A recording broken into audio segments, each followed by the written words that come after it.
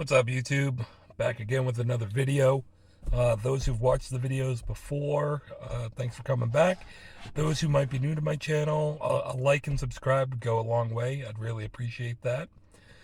Today I'm just going to give a overview on first-time EV ownership. I've had the Mustang Mach-E now for 11 months. Actually, I've had two of them over the course of 11 months. So I'm at 2,700 miles in this one. My previous one I sold with approximately 8,000 miles on it. So on average, I've done about 1,000 miles a month in this vehicle. The majority of that being in the warm weather. Don't do much traveling in the winter. This is a small range or short range, standard range, whatever they call it, standard range Mach-E with the 68 kilowatt usable battery. I went through a lot of discussions with myself when deciding to go EV, which EV was right for me, what size battery I needed. So I thought I'd spend a little time today kind of giving you my initial almost 1 year ownership of an EV. I've gone through owning it in a summertime. I bought the original one in June of 2021.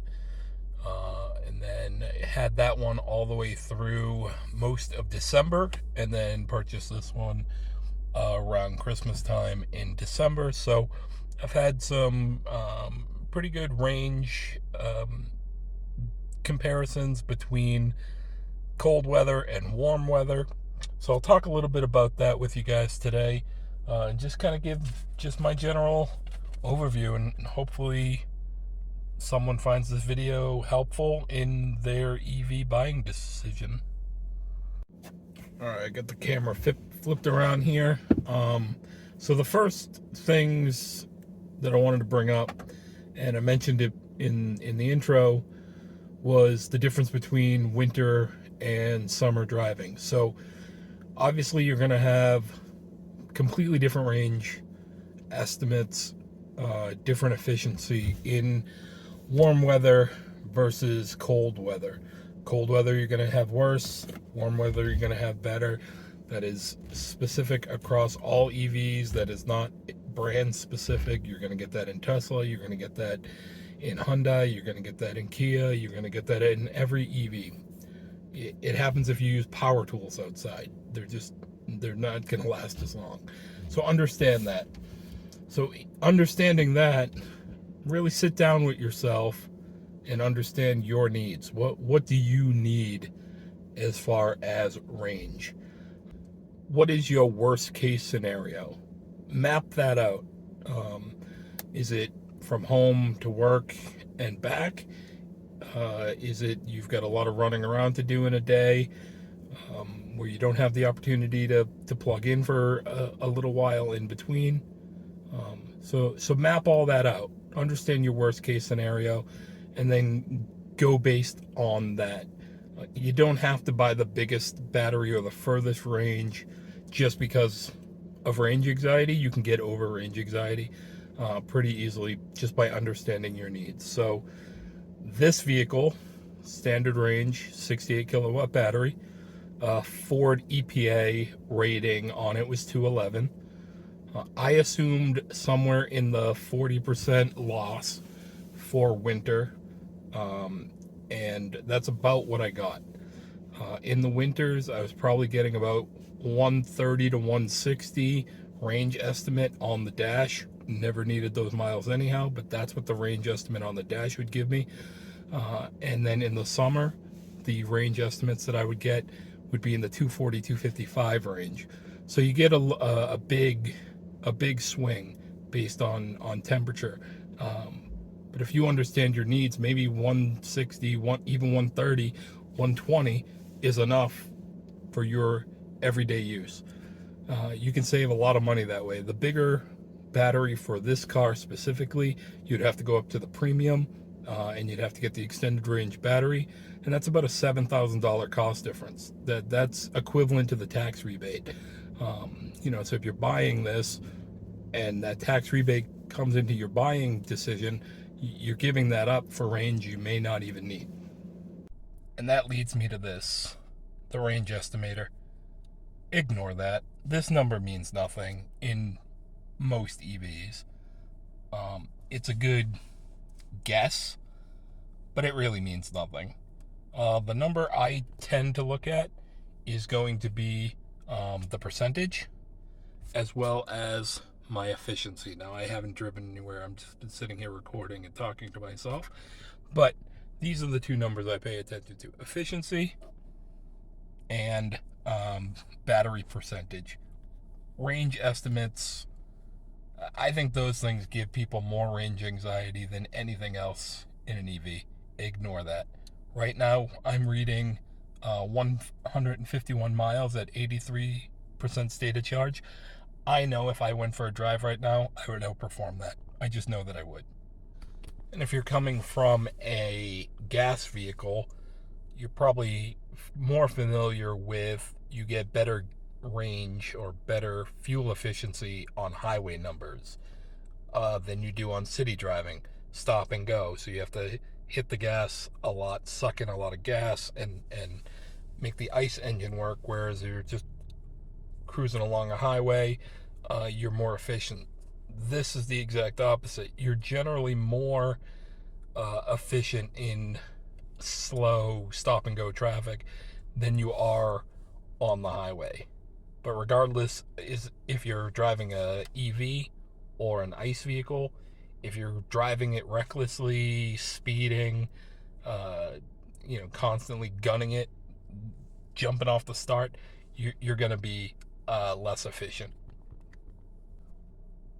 This is probably one of my more controversial takes. I would say if you can't charge at home, don't buy an EV. Just don't do it. Make sure you get at least the ability to charge with a 220 volt outlet. Get yourself a charger. The one that comes with the Mustang Mach-E is good enough. As you can see, my car is outside in the elements, so I wanted something more permanent than using what came with the vehicle. But what came with the vehicles would definitely have been enough if I had a garage. But again, if you can't charge at home on a 220 volt outlet, I just don't see the value in an EV. Now, the reason I say that that's my most controversial opinion, owning or having the ability to charge at home, is because charging stations are not gas stations. So get that out of your head. You don't go to a charging station the same way you would go to a gas station.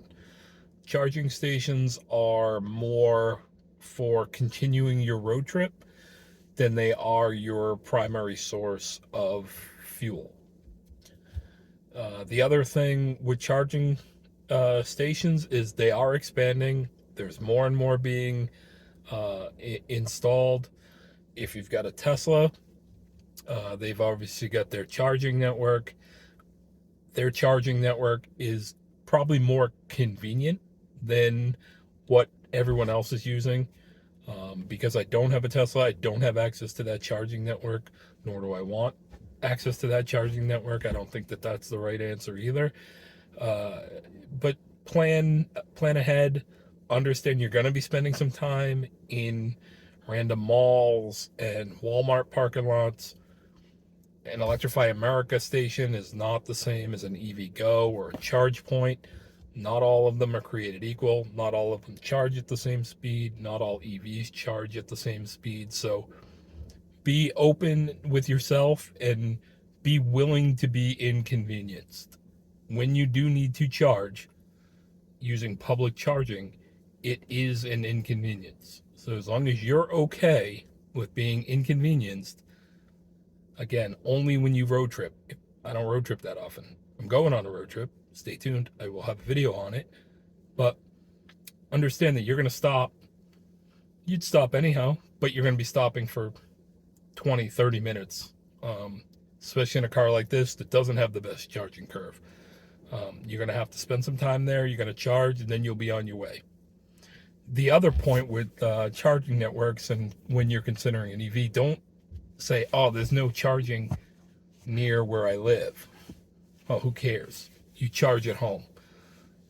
You want to ensure that there's charging along a route that you would typically take on your road trips. It's not about where you're at, it's about where you're going.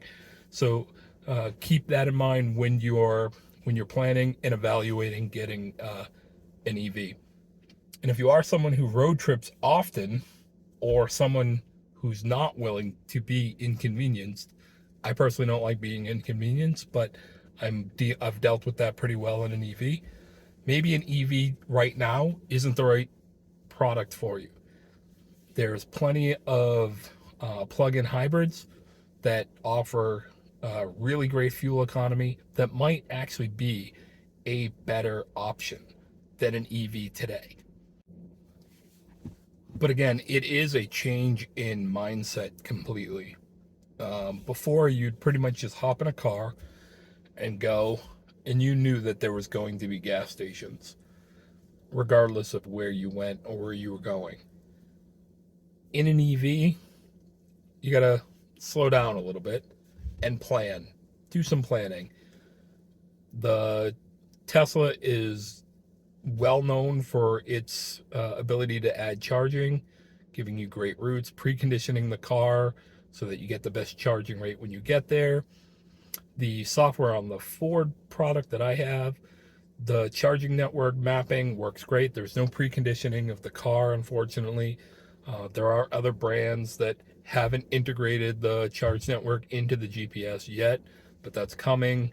It's available in Apple Maps once I get the update in my Mustang, but I'm an Android user, so hopefully Google Maps gets that at some point. But it is more planning than you would typically need to do. So you'll go on a site like a Better Route Planner, or an app like a Better Route Planner, and plan that out and understand where your stops are, where it makes sense to stop, and how often to stop, which is not something you had to do in an EV, in an ICE vehicle. So it is just a change in your mind. It's not the same. Yes, it's a car. It has four wheels and a steering wheel, but it's fundamentally, there's differences in how you approach it. If you do get an EV, or you're thinking about an EV, one thing that comes along with being an EV driver, especially non-Tesla, is you get a lot of people coming up to you, and even in a Tesla, you get a lot of people coming up to you who have questions because they don't understand it or they're interested in it. Don't be a dick. Help people out. Help them learn. You know, teach one, reach one. You know, as we're all going through this together, we're all early adopters of the technology. Try to share that knowledge with others, and don't be a fanboy. You get plenty of people who, oh, the Mustang Mach-E is the greatest thing ever. It's not. The Tesla's the best. It's not. Okay. They each have their pluses, their minuses. There's just inherent inconveniences that come along with being an EV owner. Try to not be an elitist.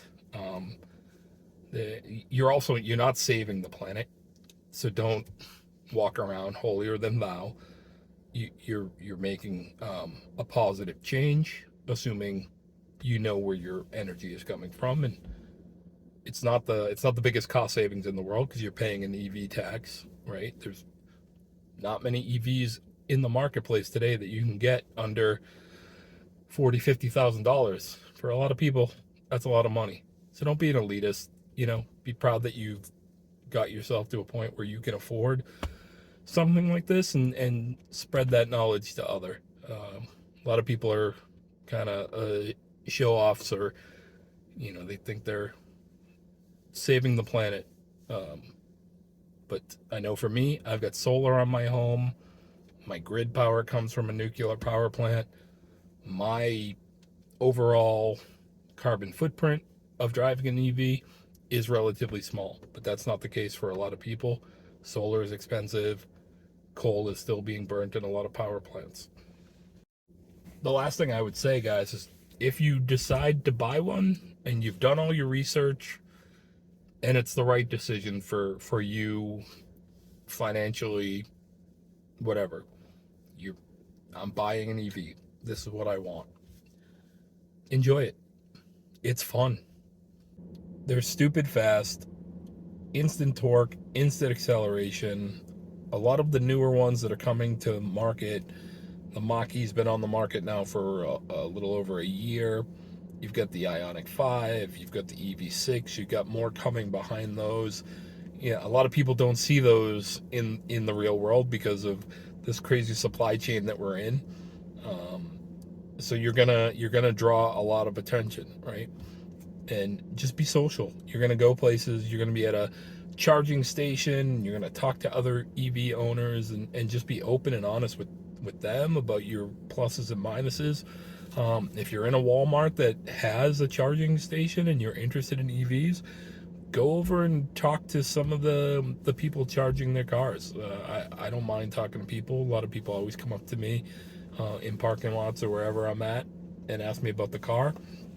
And that's ultimately, the responsibility that comes along with it is just, again, don't be a dick. Spread that knowledge, be social, and really get out and enjoy it. But don't buy an EV just because it's the flashy new toy. Obviously, you gotta make the financial decisions that make the most sense for you and your family and everything else. But if you are hell set on an EV, you're gonna smile every time you drive it. Have a good one, guys. Bye.